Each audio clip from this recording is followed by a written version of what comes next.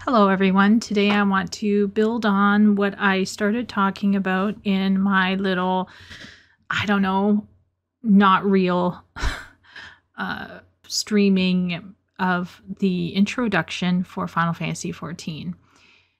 Today I want to really dig into this concept of the Chosen One and how oftentimes people will present the introduction of your character in a false binary of being either the chosen one or the nobody.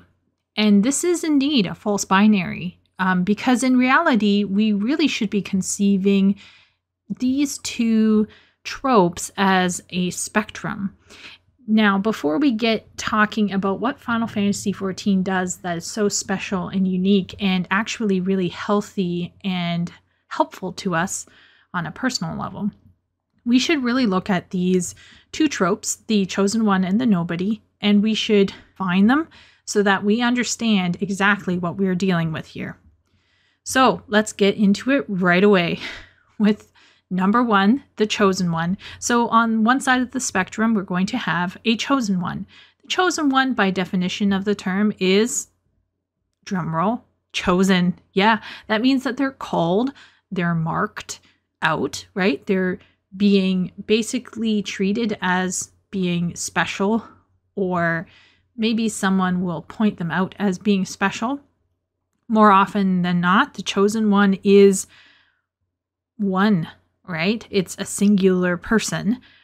Usually there are no other chosen ones. Now, there are some stories where there are multiple chosen ones. So, for example, in the Chronicles of Narnia, two sons of Adam and two daughters of Eve are foretold that they will come and they will take the kingdom of Narnia back and they will sit in the thrones of Cair Paravel. All right, so that is one story, for example, where we have four chosen ones, shall we say. But generally speaking, a chosen one is a singular one, like Luke Skywalker from the Star Wars, or, for example, Paul Atreides from Dune. Now, of course, in both Luke Skywalker and Paul Atreides, there is some questioning of the chosen one. Who is the chosen one? Was it Anakin? Was it Luke? Or was it Obi-Wan Kenobi? Well, in the case of Paul Atreides, if you really dig into that series, let's just say not all meets the eye as to who is going to be the Muad'Dib or whatever they call him. So anyway, so chosen one, this is not always actually so clear cut. If you're a really good writer, you're going to mess with this trope big time. But generally speaking, chosen ones will be singular individuals who are going to be set apart for a very specific destiny. There's usually going to be a prophecy or foretelling, or someone's going to be somewhere pointing out, okay, this is the chosen one. So there is a sense of being marked or being set aside. Usually chosen ones will have a destiny to fulfill, so there is some sort of mission or quest that they're called to, a singular purpose that they must achieve. And I will need to note that just because a story uses a chosen one doesn't mean that the story is bad. Being a chosen one doesn't mean that your life is easy or you aren't going to be challenged, right?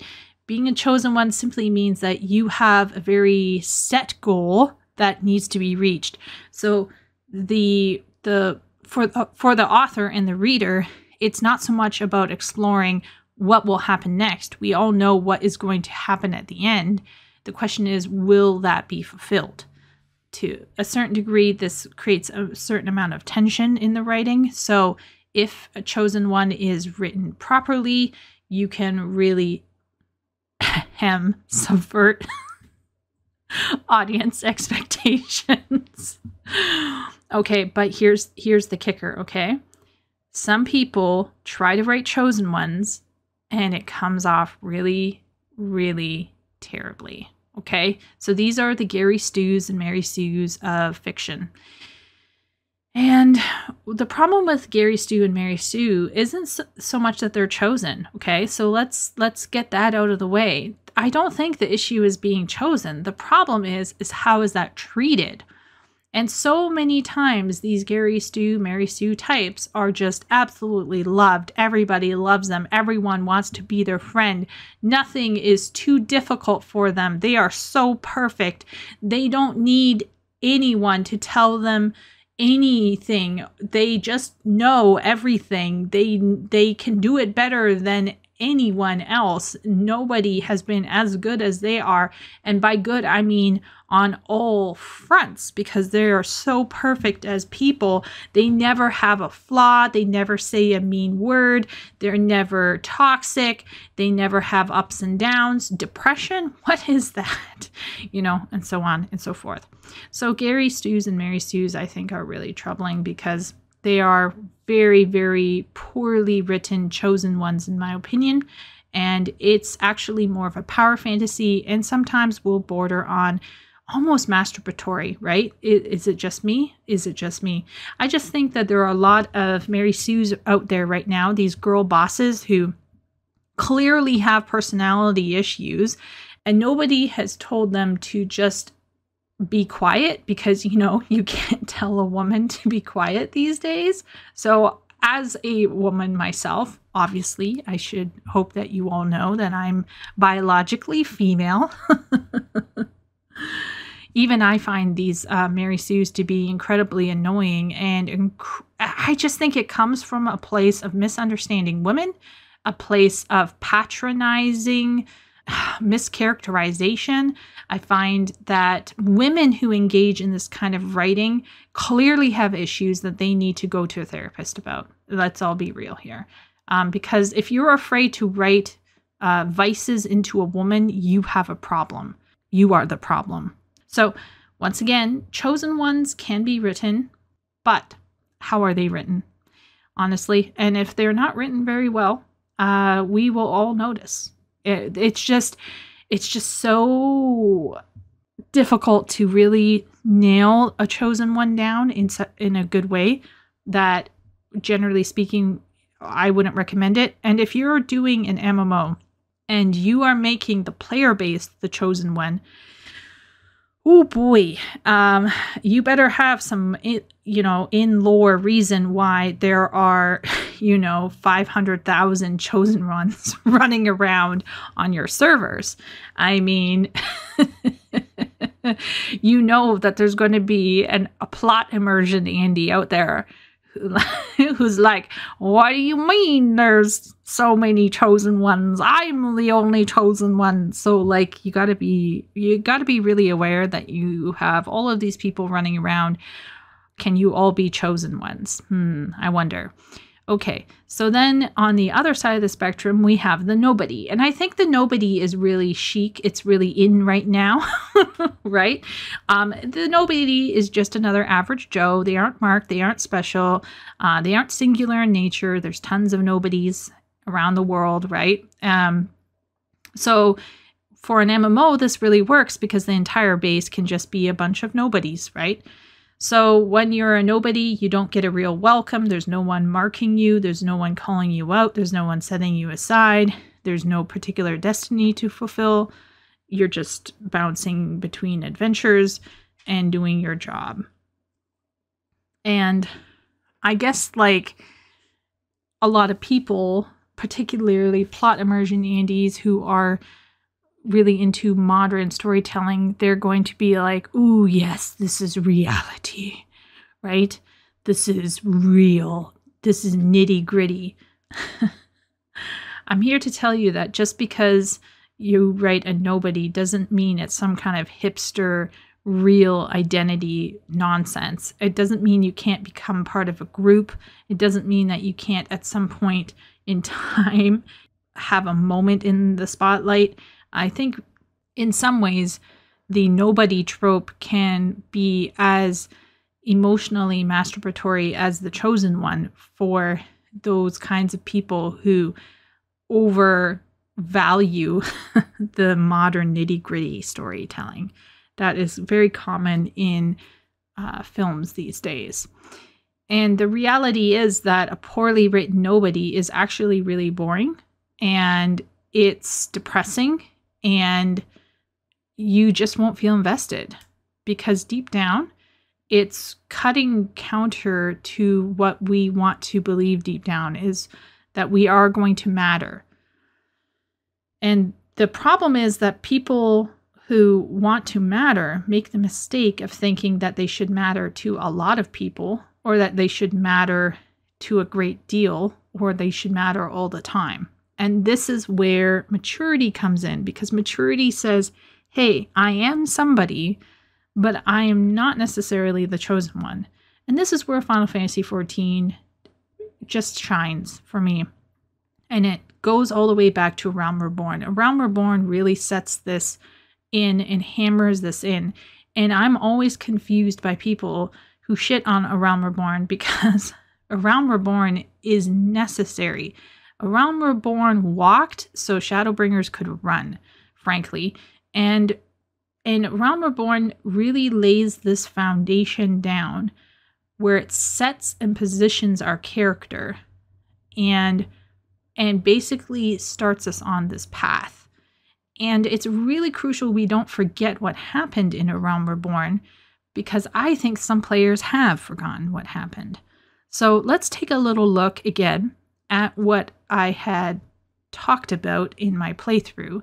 And I want to just highlight 15 statements, 15 short statements, and I'm going to be drawing specifically off of textual evidence. And once again, if you've seen the previous playthrough, you will already know what I'm going to be saying, but this is a summation for those who don't want to sit down and watch a massive playthrough. Okay, number 1. You are marked by Hydaelyn with some kind of sigil at the very beginning. So this instantly makes you think, I'm special, right? All right. Number 2, your intro sequence pits you firmly against agents of darkness, and you look cool while you're doing it. So once again, we get to see your character transform into the job gear, and you are clearly fighting some agent of darkness, and you look really cool. So once again, you are feeling a call, you are being positioned in this battle, and you are clearly agential. So you start thinking, oh, I'm special. However, in other visions, there are other people whizzing about Hydaelyn, pointing that others exist who are similar to you. Okay, so I'm chosen, but there are other people who are chosen? Well, you might start getting confused, but if you pay attention to the dialogue, number 4, the warriors of light are positioned as a team, not a singular individual. So while they tell you that warrior of light is really another word for hero, it's also important to note that whenever they talk about the warrior of light, it's always warriors of light, because there were a bunch of them. So this leads on to number 5. Warriors of light just means hero, and there were a bunch. And you aren't even a warrior of light to begin with. You're just an adventurer. So at the very beginning, you're an adventurer. You're not even a warrior of light. The warrior of light are those people over there who are heroes, who are linked to Hydaelyn. You already know that you are going to be special, though, right? You have a feeling that you are chosen because you've met with Hydaelyn. You've had these visions. Things are very different for you. So, once again, you are definitely not like everyone else, but are you chosen? And this is a big question that will continue for the next several expansions. Okay, so then let's look at number 6. Your echo is an ability that other NPCs share. Yeah, so even that ability of having a vision of the past and everything, oh my gosh, it turns out other people can do it too? Now, you might be going, oh, I have the echo. Oh, I'm chosen. Next moment, oh, there are other people who have the echo. I'm not chosen. But then you have Papalimo, number 7, telling you that your echo is a bit stronger than the others. So then you're back to going, okay, so I'm not chosen, but I am special, because while there are other people who have this ability, I'm a bit better at it. Okay, that all works until you get to Boja, right? And then you meet Mikoto, and then you're like, oh, wait a minute, there's that kind of echo. All right, then number 8. When you walk into your first, starting city state, you're greeted with distrust and dislike. Sometimes outright racism, right? There's no special treatment. Yeah, so that's not chosen one treatment, isn't it? Now, we already marked that chosen ones don't always get automatically liked right away or accepted right away. Some chosen ones have to fight to be, viewed as being the chosen one, right? But the reality is that in 14, this continues on for quite some time, like throughout the entire story. More on that later. So number 9. Now it's very clear. You might be chosen, you're definitely special, but you're not a Gary Stu or Mary Sue. No one is instantly liking you. So, number 9, you have to prove yourself by being helpful and reliable. So this is where the adventurer name comes in. You are literally told you are an adventurer. Adventurers go to this guild. Adventurers take jobs that no one else would do. That's what you're going to be doing. And as you do that, as you go through that opening, group of quests, you basically have to prove yourself not only to your guild leader and your quest givers, but you also end up proving to the city-state leader, so Merleweeb or Kane-sana or Nanamo and Raoban. You prove to them that you are on a path to greatness, that you're really helpful, you're really reliable. So number 10, upon proof, your first step to greatness is by being an envoy. Now, this is where some people make a mistake. They're like, oh, look, I'm already a hero. No, you're not. You're a glorified messenger. You're just a messenger boy or girl. Let's not get this twisted here. But it is a step up, isn't it? So it's a sign of things to come. It's a little breadcrumb saying, hey, you're not quite chosen. You are special, but not quite special. You're proving yourself, but you haven't quite proven yourself. And it's just this beautiful, subtle breadcrumb that grows your character slowly. Of course, the next big step is joining the Scions. Okay, so that's a big one, right? So now you're going to be part of the secret hero group. And you're just another part of the team. So that's number 11. You're just another part of the team. Now, are you more powerful than everyone? Pretty much. But are your skills exclusively yours? No. Like Y'shtola is a conjurer. Thancred's a thief. Papalimo is basically a black mage. Yida is a monk or on the way to becoming one. So let's all recognize here that the Scions are actually within that group, showing all of these different jobs and abilities. Alice is a red mage.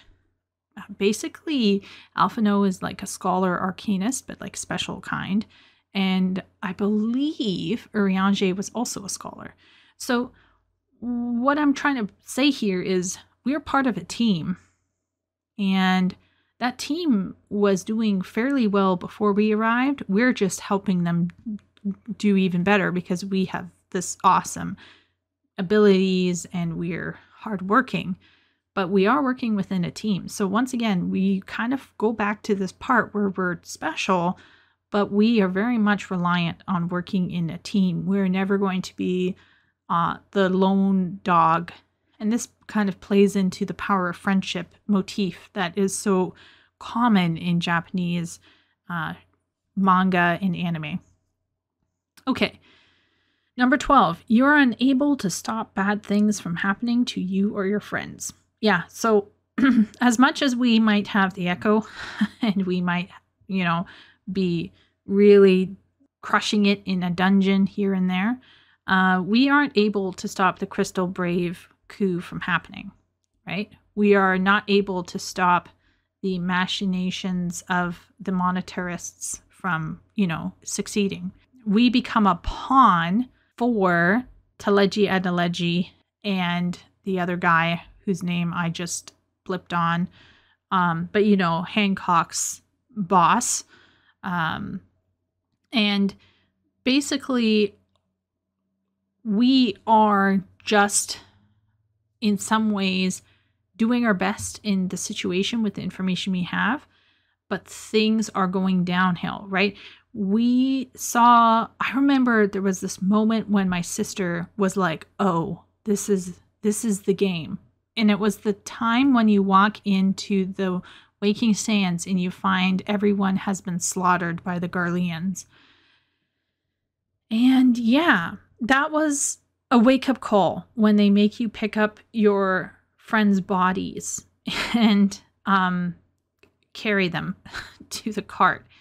And it was just really making you aware that you have achieved a lot, but there's so much stuff that is outside of your control. So you definitely, if you are a chosen one, you are not a super empowered chosen one. You have a limitation in your abilities, and there's only so much that you can do. Okay, number 13. In Heaven's Word and Stormblood, you are one actor among many, where you work with people to broker peace. You still get cool moments saving people, but you can't save everyone. And the ultimate reality check is in Stormblood with Xenos. So I feel like up until the moment you meet Xenos, I feel like you are on an upward slope of power. So you come out of Heaven's Word, you're feeling yourself, and then you get into Stormblood and you have your first encounter with Xenos, and it's a feels bad moment. Now, some people might not like it, but I loved it. Here's why. It made me feel terrible. I remember just sitting there for I want to say 10 minutes after the cutscene and just having a coping moment where I was like, I know that it was planned. I know that I couldn't win that fight and I wasn't meant to, but it felt like the game was telling me, yes, you've been awesome up until now, narratively speaking, but you don't have it all. This is still a journey for you. And so I really loved Xenos and what he represented there because he was a bit of a reality check. He was a reality check for Elise, and he was a reality check for me.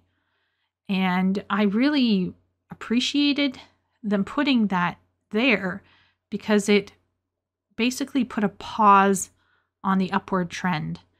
And I really like that pacing because otherwise you fall into that Gary Stu, Mary Sue kind of trope where your chosen one is just getting better and better and better, and there's no real challenge.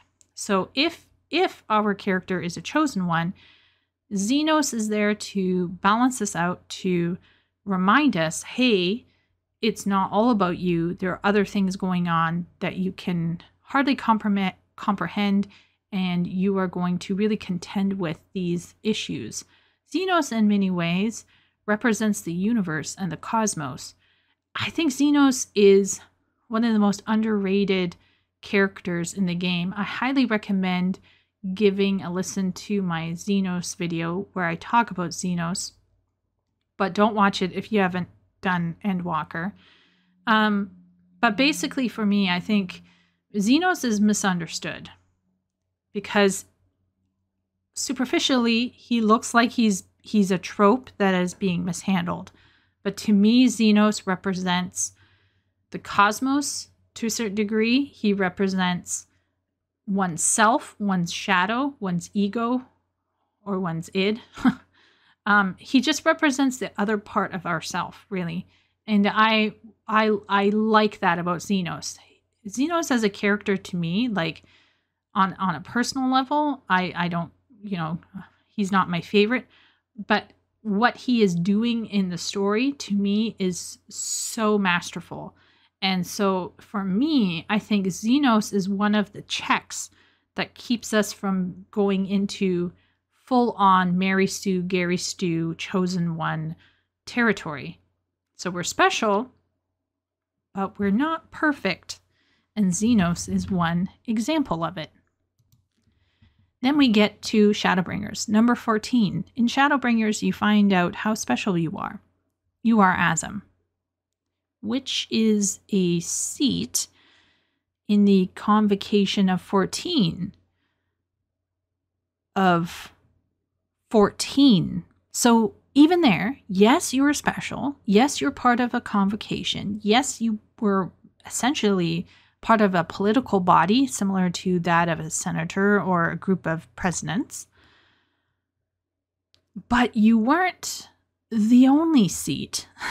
There were 14 others who were equally special and talented and powerful. So you aren't singular in your specialness.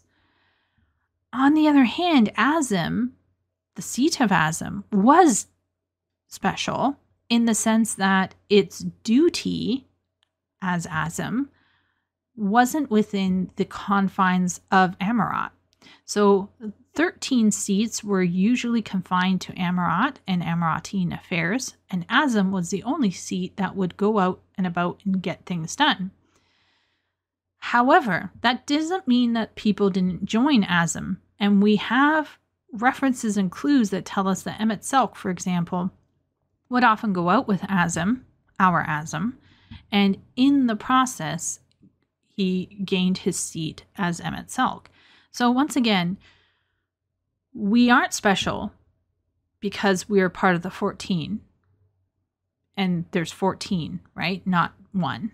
But we are special because we are part of the 14. And within that 14, our seat had a very unique role that was much more proactive and very different than the others. But to say that we were the only one or we were the chosen one is not really true. And in Shadowbringers lore, we know that Azem, for all intents and purposes, absented themselves from making decisions about Hydaelyn and Zodiark. And I have a lot of thoughts about that one, which I'm going to do a video on very soon because I just finished the Alliance raid for Endwalker, and I'm not going to lie, I cried. I actually cried. Just seeing my Catboy interacting in a special way warmed my heart because I kind of went full retard with my keeper lore, and I made up a whole backstory for my Catboy keeper, and I chose Menfina because of that. And even though Menfina would not naturally be like my, Chieko's personal choice, it would be the choice of my keeper Catboy. And I guess I was worried that they wouldn't do what I was hoping they would do, and they did what I hoped that they would do. And it was just, I just wandered around. I had a massive narrative hangover afterwards. I just couldn't cope for a bit after the story. I laid down and I just mulled over what I saw because it fulfilled everything that I had guessed. And I wished I had written it down and sealed it in a letter and then dated it to myself and then opened it up and showed everyone what I had foreseen. And I'm sure there were other people who saw what was coming as well and understood what was going on.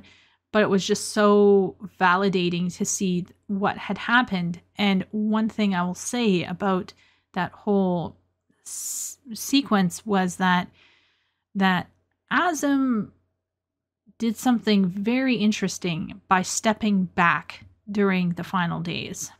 And so, once again, if he was chosen, if there was anyone who was chosen to do something, it would be Azem. But Azem, for various reasons, for what I believe to be very Jungian archetypal reasons, stepped back.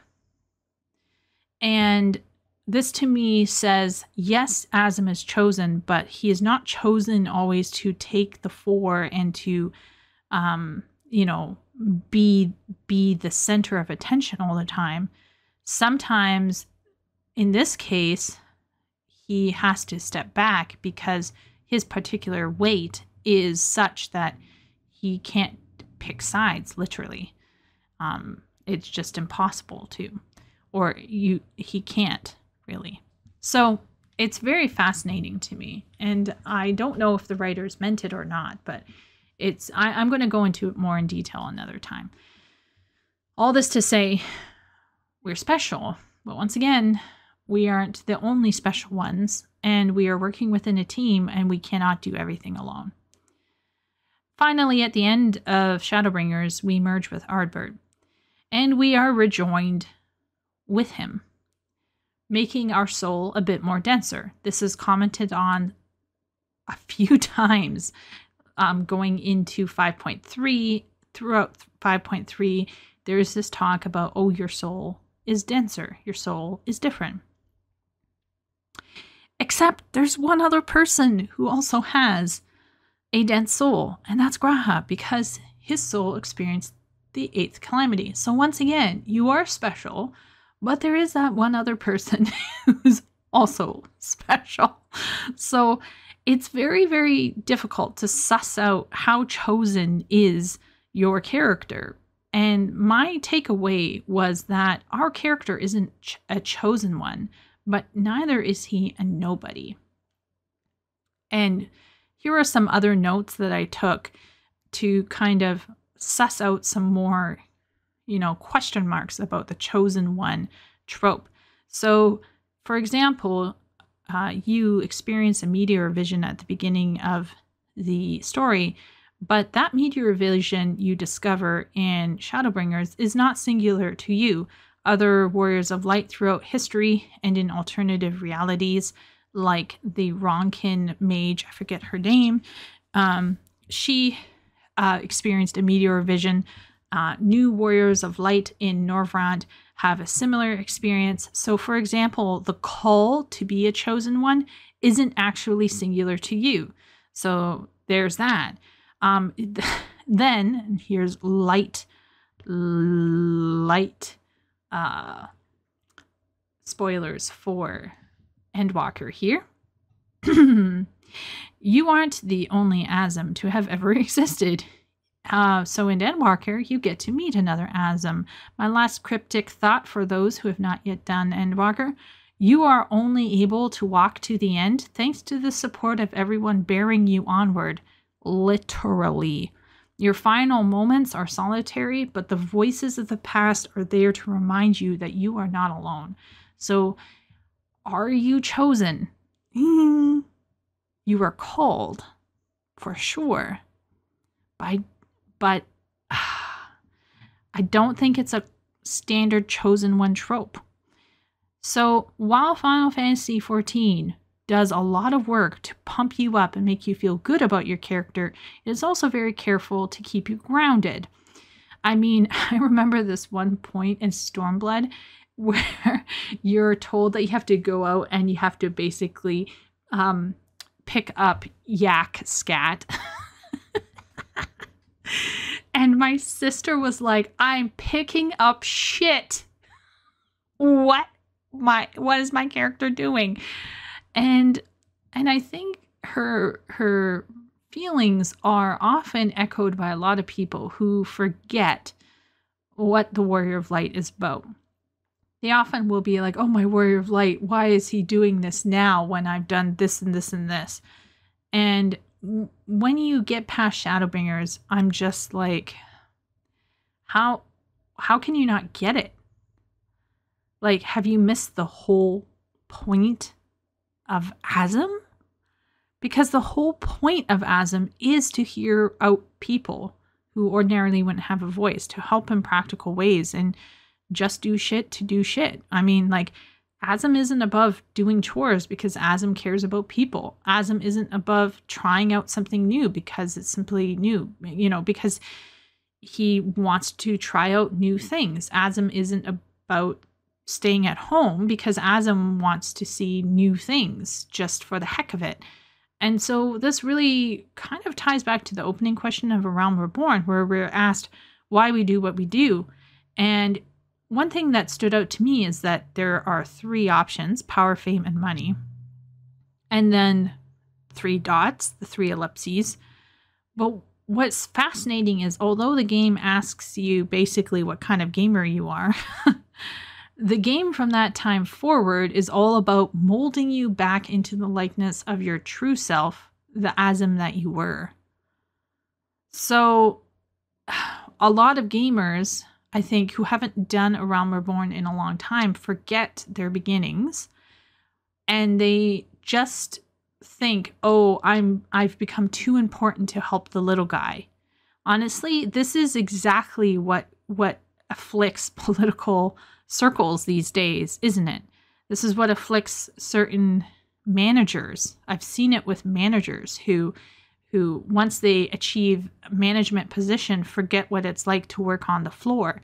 This is a serious problem that actually leads to exploitation and oppression.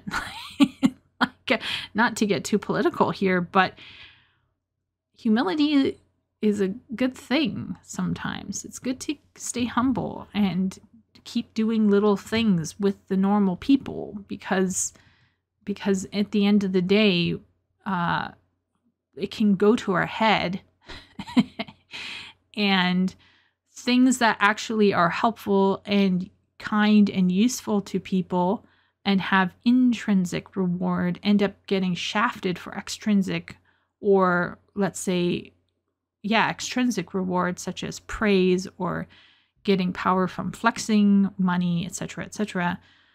Extrinsic rewards end up taking over us, and we need to be careful about that. I think that's a little lesson I feel like some players have forgotten.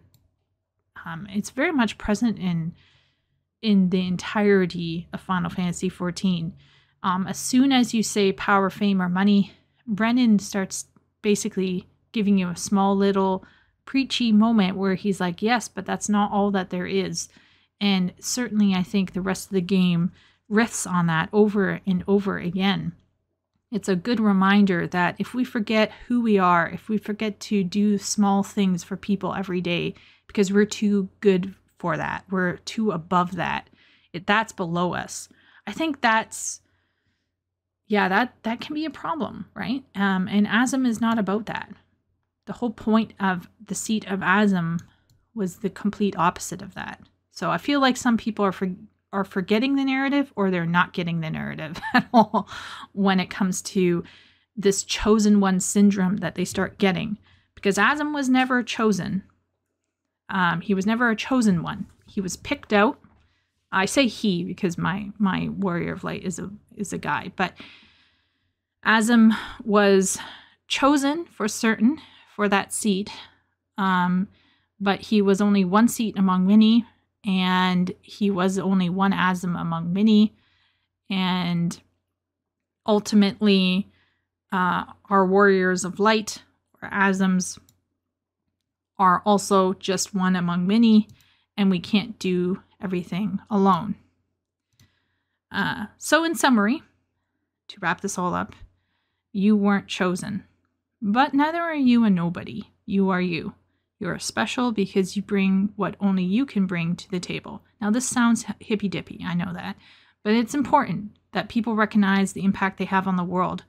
I remember one time talking with a friend, and I was like, well, it doesn't really matter, I guess. It's not like I have kids. And my friend turned to me and was like, just because you aren't married and don't have kids doesn't mean that you don't have impact on the world. And it was a good call out to me. It was a good reminder that even as a single person, I have a role within my community and I need to be aware of it. So whatever role it is that you have in your life, whether you're impacting your family, your kids, your friends, your loved ones, your pets, I don't know, if you're a streamer, your audience, all of this, I think, needs to be thought about and needs to be recognized, because this is a responsibility. You have a responsibility to the world around you, whatever that world looks like. Now, some of you might be shut-ins or neets or hikikomoris or something. But even by your absence, because of your absence from the world, you have affected the world, right? No one can escape their responsibility to the impact they have on the world by either their presence or their absence.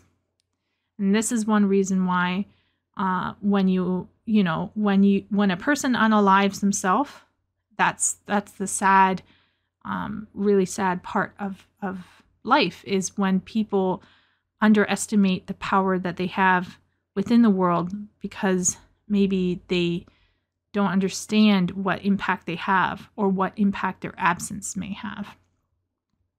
Now, this doesn't mean that you are a Mary Sue or Gary Stu either, right? So like, just because I'm saying that you're somebody doesn't mean that you are everything, right?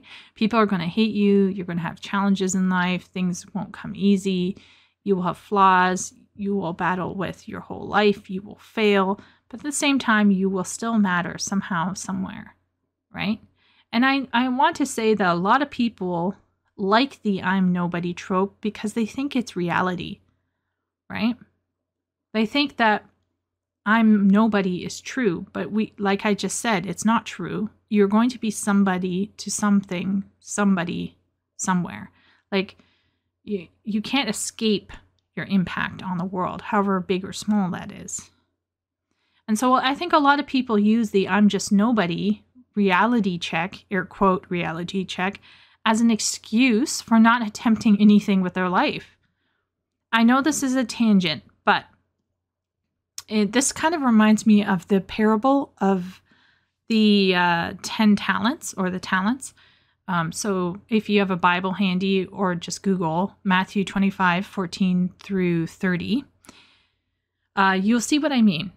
But basically in that story, there are people who are, well, there's a person who exemplifies people who use the I don't have a lot or I am not a big person as an excuse to do shit all.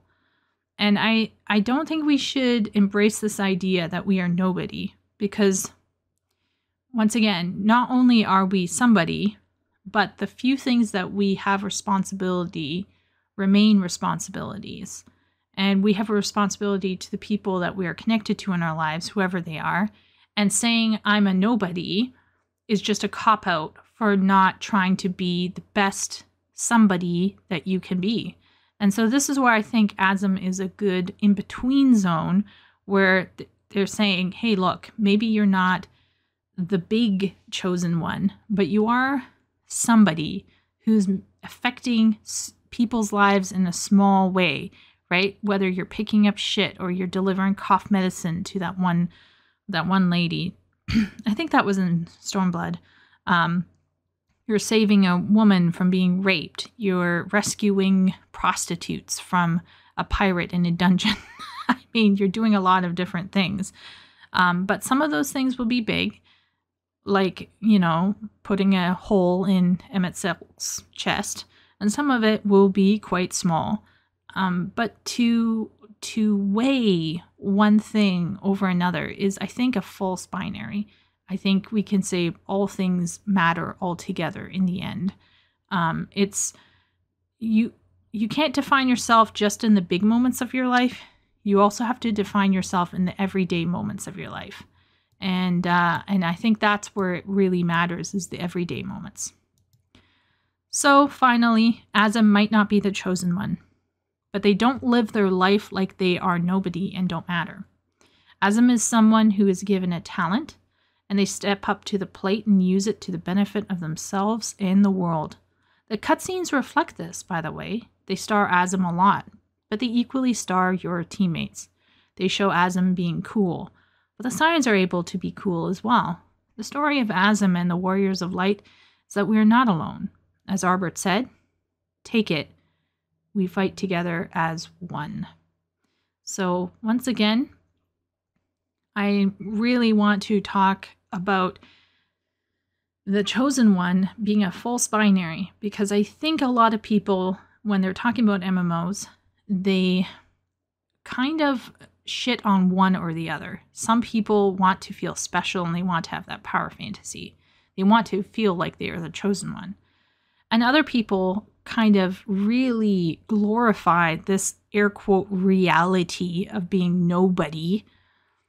And I just think this is not really healthy from a variety of standpoints. First off, chosen ones don't really work in the game because chosen ones, if you're in an MMO, like how do you explain having, like I said, a whole bunch of chosen ones together on a server? On the other hand, if you really lean into the reality of nobody, then your character would be doing nothing literally.